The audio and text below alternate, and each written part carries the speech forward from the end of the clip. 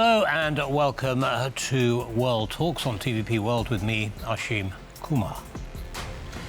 Speaking at a meeting of NATO foreign ministers on Tuesday, Germany's Annalena Baerbock said that Germany would support any initiative aimed at establishing a lasting peace in Ukraine, including security guarantees, increased military support and international peacekeeping missions. The Chancellor Olaf Sholz seemed to clarify her statement by ruling out the deployment of German troops to Ukraine while the war with Russia rages, saying it is, quote, out of the question, but suggested that such a move may be possible to support a ceasefire. What could this mean for Ukrainian sovereignty, and could other countries like Poland be drawn into this conflict? Well, to discuss this, we're joined by Bartłomiej Kot, Programme Director at Warsaw Security Forum. Welcome, TVP World, Mr. Kot, and thanks for taking the time. Hello, good morning. So, OK, so much to unpick here. Let's start with Anna Baerbock's statement and Olaf Scholz's clarification. Talk us through what happened there.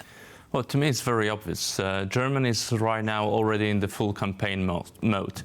We already know that there will be a vote of no confidence to Chancellor Scholz, that there will be elections coming in February next year, and possibly that the new government that will be shaped after the elections will be rather shaped around CDU, so the Christian Democrats, with SPD forming possibly a big coalition, but then there is a question of the third party that would join this coalition. These are probably the Greens or all the Liberals. It depends on the results of the elections. Right. But right now, both Baerbock and Scholz, both from different political parties, they're using the Kyiv visit. Scholz is using the Kyiv visit. Baerbock is using her own possibilities to shape the policy, the foreign policy, to speak with the people. What are the messaging just before the campaign? And the Ukraine issue is one of the biggest issues of course, also in the upcoming campaign.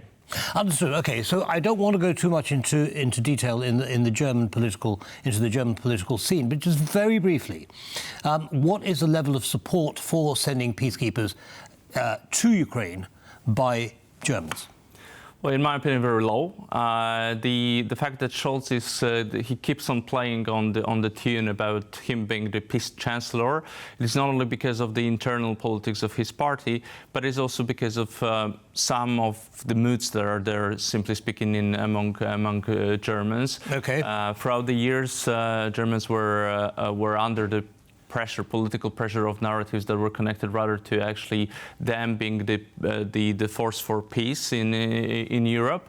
What is happening right now, the question about this sending of troops, not only in Germany but also in France and other countries, it is of course the question to what extent the situation in Ukraine will be stable enough so that the peacekeeping forces will be there and they will be treated as peacekeeping forces, right. not the part of the warring parties. Yeah, well, that's something I want to come to in just a second. But before we do that, let's bring other countries into the mix. You mentioned France, but what about Poland? I mean, the Polish Defense Minister, Władysław Kamysz, has said basically that Poland will participate in alliance decision-making.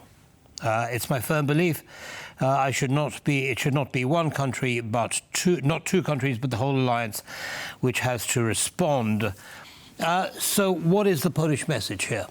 The Polish message here is that we are safer if we act together.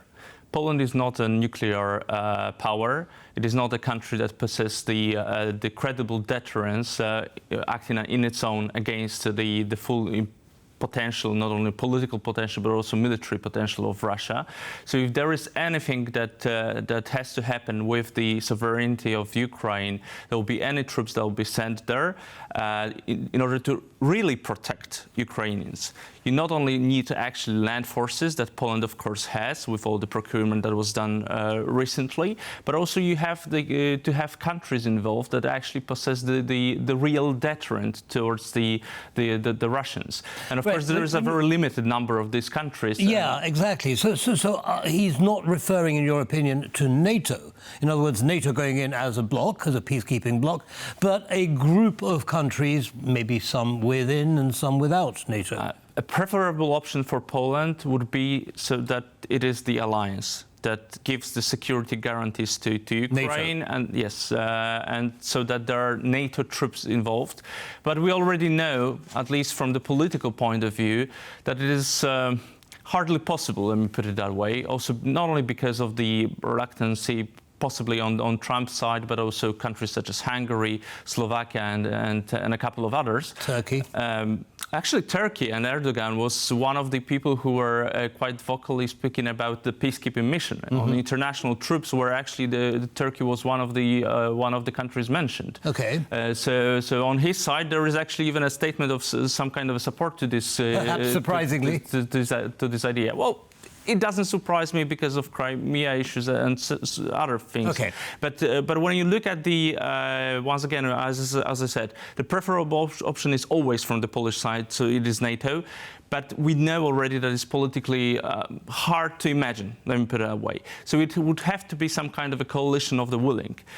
Most probably European countries, because we already have heard also statements from Trump saying that he does not imagine the American troops being directly involved. That would be actually very much against his political statements during the campaign mode and basically speaking during the whole policy that he's shaping around Ukraine. I mean, right. Yeah. So it's unlikely to be American troops on the ground in Ukraine, even as peacekeeping troops.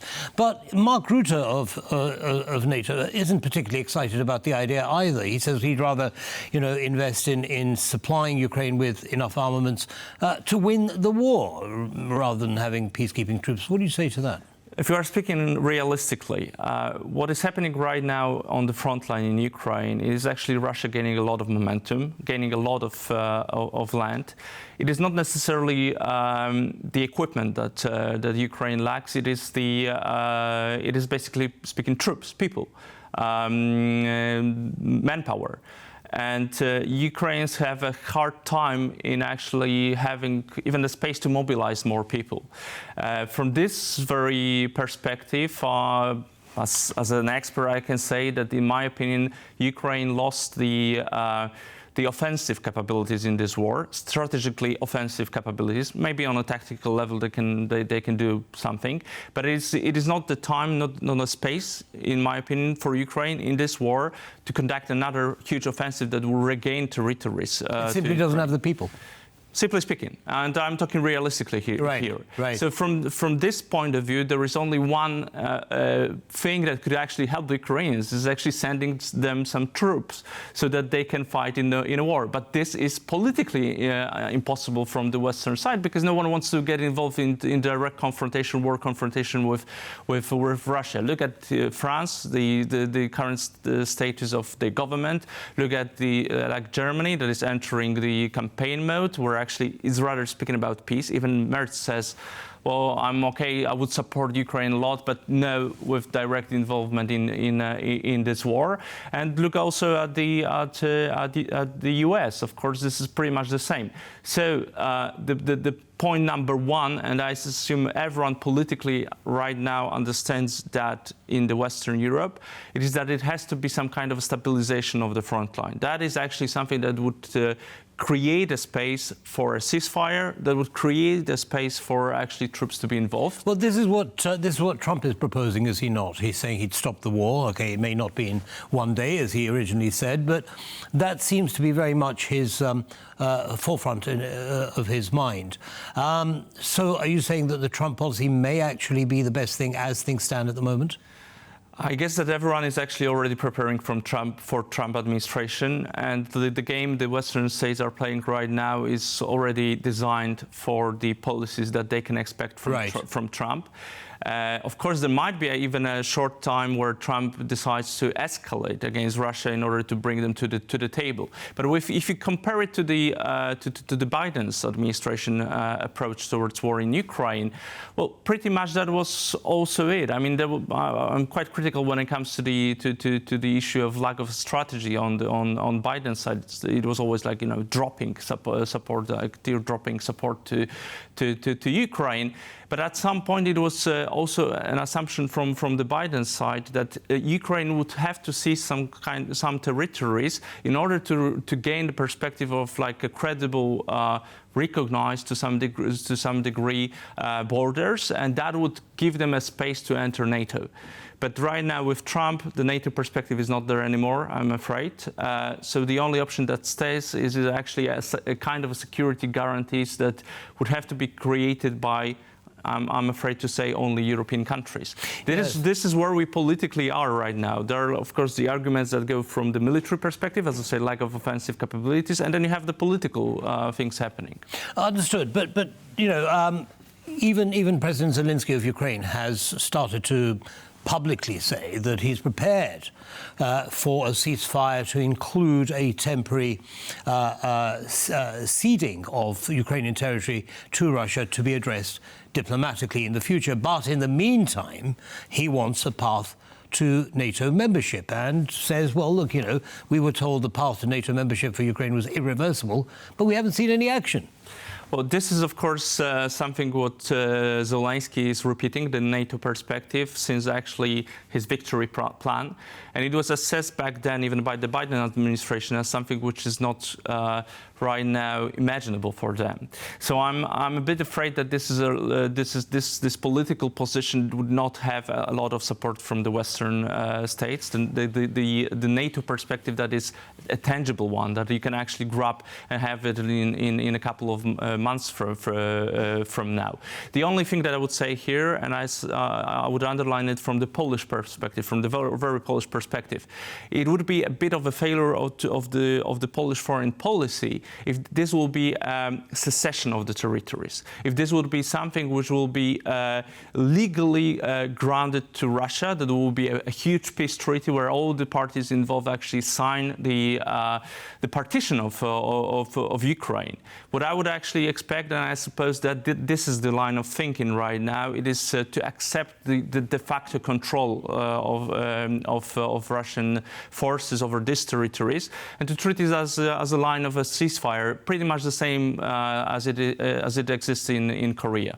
Yes, but I'm not clear. Are you saying that the Polish approach should be to accept a temporary line of ceasefire and for the land which is, as you say, de facto controlled by Russia to be a matter for diplomatic negotiation? As of right now, of course, there is one huge strategy from the Polish side. It is to support Ukraine as long as it takes and as long as it needs.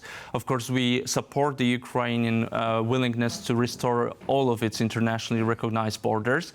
But I assume that when actually there will be a push from the Western capitals to put Ukraine in a position where it would have to accept a secession of its territories, then a preferable option, in my opinion, would be to accept a de facto ceasefire, not to put it into the legally binding internationally, as a matter of fact, an international law that there was a partition of the Ukrainian territory. There is a difference, a legal difference between accepting the de facto ceasefire and the control of the Russian territories, and then allowing actually Putin to have it on a paper, to have a legally binding document where he actually, through the use of his forces, he was capable of breaching the international peace. Right, absolutely. Well, unfortunately, we're going to have to end it there, but thank you so much for sharing your analysis with our audience. Have a good day, sir. Thank you. And that's all from this episode of World Talks. Goodbye.